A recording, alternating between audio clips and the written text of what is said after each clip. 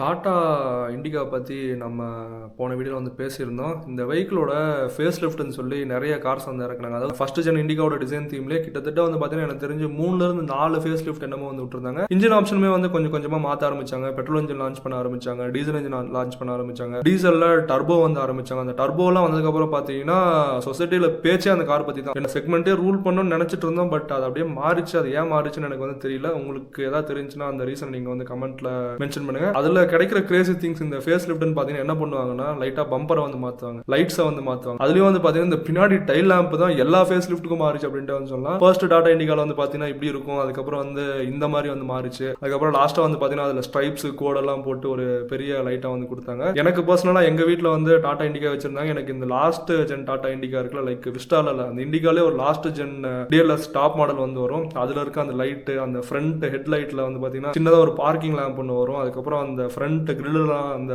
Grown treatment எல்லாம் வந்து கொடுத்துருப்பாங்க. இதெல்லாம் பார்க்க போனால் எனக்கு ரொம்ப அட்ராக்டிவ் இருந்துச்சு. அப்போ தான் இது ஒரு பெரிய கார்னு நான் வந்து நினச்சிட்டு இருந்தேன்.